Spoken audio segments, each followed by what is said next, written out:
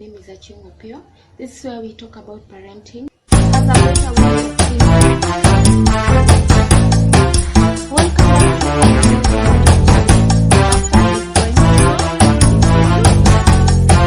It's not what? The finish line. Oh, good. Okay. It's 500 meters.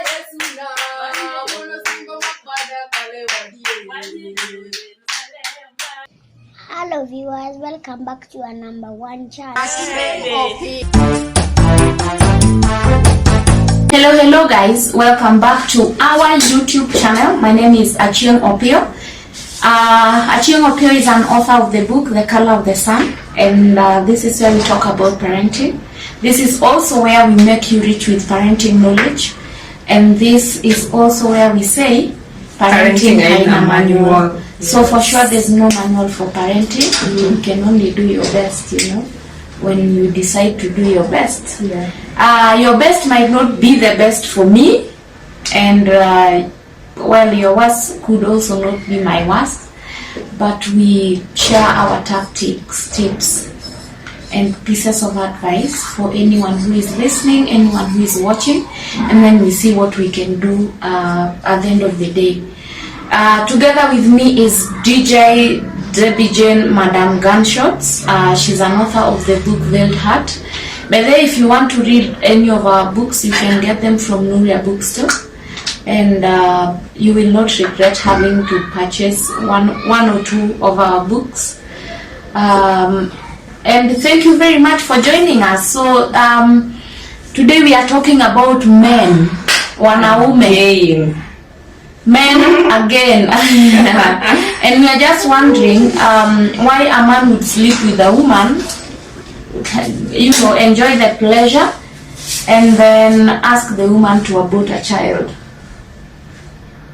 Did it mean you were just, wewe ulikuwa unataka tu pleasure? And also I want to think that most men have put women through the thing they call P6. Oh sorry, what is it called again? P what? Ile kitu inaanza na P that they take. P2, P. Whether it's called P2 or P9. P6. Oh God. Hawajafika P6, they are still taking P2. Nyinyi mutagrow lini? Anyway, miaka zako zinasonga uko 26, bado unafika 35 years, you are still taking P2. Si wanze hata kumeza P10 pia. Anyway, so Debbie is gonna tell us about this girlfriend. She approached Debbie and sent something to her, and so she'll read for us so that we hear what this is about. Hello guys, I need sober advice. I'm 5 weeks pregnant. My boyfriend says he's not ready to be a father now, because he wants to educate his younger sister. Instead, he has bought me abortion pills and even gave my number to a medical person to be guiding me on how to use them. I am not staying with him though, so he expects me to have aborted by Sunday. I can't even think of harming this innocent kid. Is it okay I deliver, then take the baby to him? I am not yet stable too. I am a 21-year-old undergraduate thinking about taking my baby to my parents, but I don't want to give them mzigo tena. Thanks, I'll be following the advice. Don't insult me please. I know I sinned already by fornicating. First of all, for sure, you don't want to give your parents mizigo, and I'm telling you the truth, that's the best decision that you can ever make. Yeah. Second, you are not thinking of taking the abortion pills. Another best decision. But now, here comes your worst. Ati uzae mtoto uende umpe. Why? So you just take them to feed her and and make them pay for you. You take care of the child. Why would someone sleep with you and tell you they're not ready to be a father now? And even you, man, say self-love. Ati you're not stable to take care of the child. Kwani nienda kulala na yeye pia? At 21. Okay, it doesn't matter how many, because this country imekuwa kama Sodomites and God. She even knows she's fornicate at 21. Anyway, yeah, it has happened. But the fact that this man does not want this child, and his reason, theater is in a marriage, ama in a serious relationship or anything like that. Reason yake, he wants to educate his sister. And can you imagine your sister over your own child? Now unajuaje kama you don't have other sperms to give back to other children? You know, people cannot just make such big mistakes. I think people should just decide and say, Mimi, what I want is to raise a family. Otherwise, I will abstain and not make girls pregnant and then tell them how good I am at taking my sister back to school or educating my sister and not wanting anything to do with a child. But then by the time, like, you two are sleeping together, what do you expect out of whatever it is you're doing? And worse, having unprotected sex. Yeah, like what do you expect at the end of it all? Yeah, at least unajua kutakuwa na results, magonjwa, pregnancy and so on and so forth. Na by the way, kuna magonjwa zingine they are not even treatable. Na wewe umeshaenda hapo unalala na mtu bila CD. Yeah, but you know, I heard that nowadays girls don't even fear these diseases. They fear getting pregnant more than they fear getting diseases. That's why they've never moved from P2 to P10. They are still taking P2 even at the age of their many years. Oh my goodness. Yeah. Does it make sense that you're doing the same thing today, unameza the same medicine? Akwani hauchoki? Kai mimi na venye naogopa dawa. Maybe it's different. Yeah, maybe it's different to some people. Madawa ni kama snacks. Alafu unakuja kutuambia. And about this P2, you know, I was following a conversation. They were saying that P2 is very dangerous, by the way. It's meant to be used like only twice in 1 year. Wow. Only twice in 1 year. Because you see, is it one pill of your P2 is like the entire packet ya ile Femiplan. Just one is like kumeza the entire the entire packet of Femiplan. So imagine that, and you have to take like 2 of them. So imagine taking 2 of them today, 2 of them like tomorrow, depending on how many times you have sex. At the end of the year, utakuwa umebeza dawa inatoshanaje. And this is why, like, sometimes unapata people have like difficulties in pregnancies. Maybe unazaa mtoto, the limbs are missing, I don't know what is happening, your womb sasa madawa zimejaa, you cannot give birth. It results to so many things that you could have avoided. So as much as girls are rushing on to P2, it is not a good thing. Then I think maybe it shouldn't have been made an OTC thing, because now I think girls just go over the counter and they pick the drug. Yeah. And if the drug is that dangerous, then why would? Because I'm so sure some of these girls, they take that dawa leo kesho na kesho kutwa na hiyo kesho ingine na hiyo ingine na ingine, just so that they don't get pregnant. And but do you know the dangers you're putting yourself through? If some people are getting pregnant and aborting kids, also do you know the dangers of aborting kids? You know, abortion is not the best thing for you to do. It's not.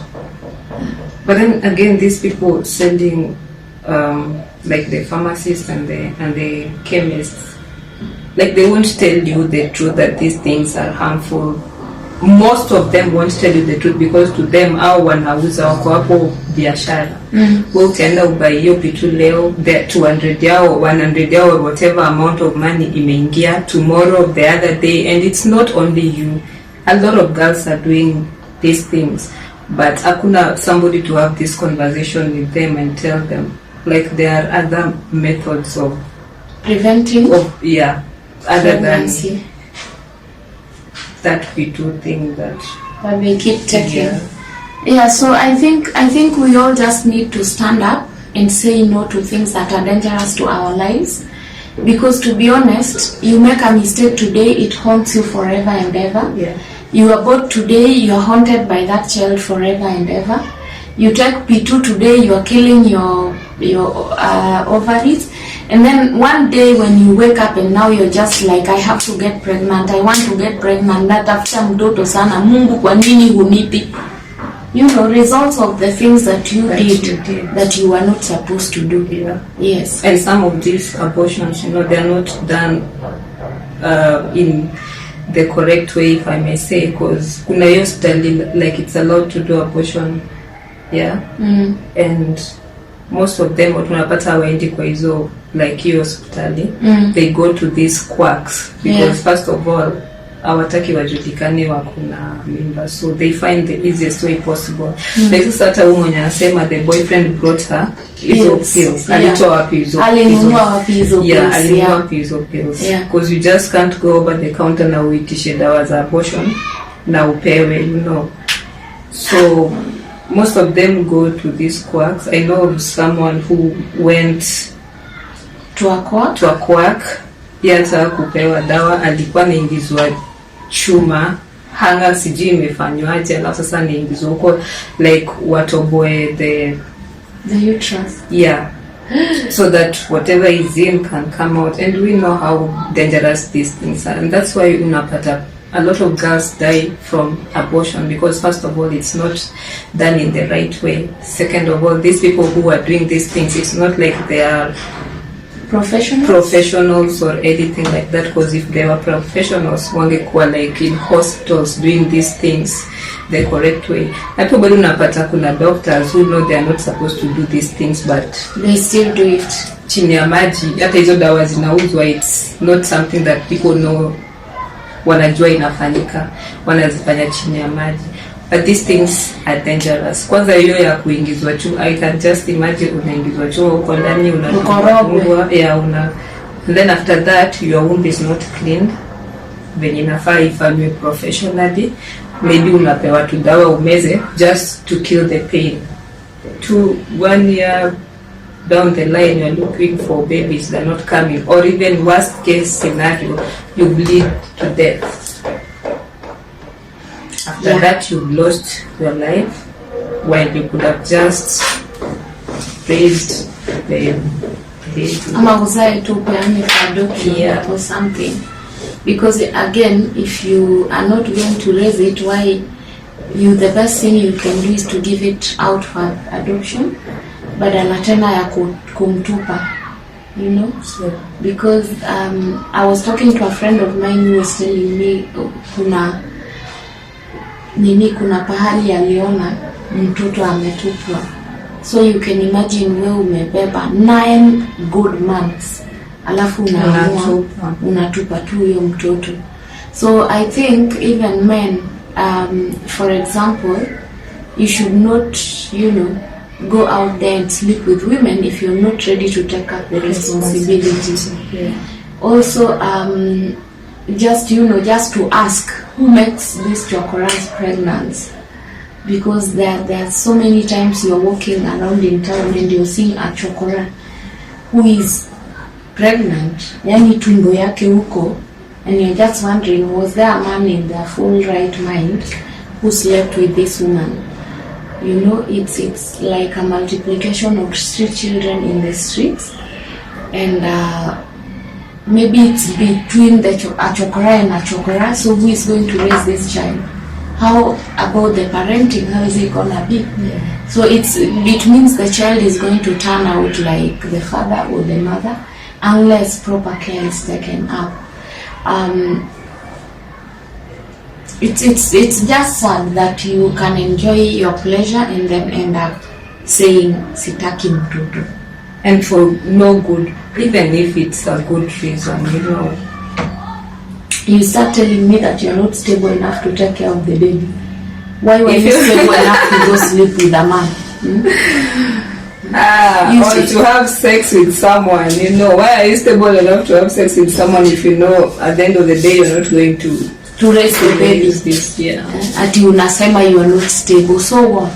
The child never applied to come into this world. You feed the child what you're eating. Na kama unalala njaa, lala njaa na yeye. Otherwise, take your ass out there, look for money, whichever way, and then come and feed the child. Badala ya kututangazia ati you are not stable enough. So what? So what do? We make you stable? No. You have to get up, and just the same way you took yourself to that man, take yourself out there and look for money. Because the best way to get money is by looking for it. Yeah, and the fact that this guy has told you attacking mtoto is not a guarantee that he's going to take care of that child. Hata ukimpelekea, that's where bad things start happening. Yes, and by the way, it's a red flag. A man who doesn't want you to have his baby, they don't love you. It's not like they are not ready to be a father. It's just that they don't love you, and they are not ready to spend their whole life with you. Yeah. They wanted you just for that sex thing, otherwise nothing else. Because now, if I just want to assume that if the man loved you so much, then the man would be there saying thank you for getting pregnant for us. We are gonna try to raise this child. They wouldn't be giving you an excuse of them taking their sijui what to school. Huyu mtu unapeleka shule.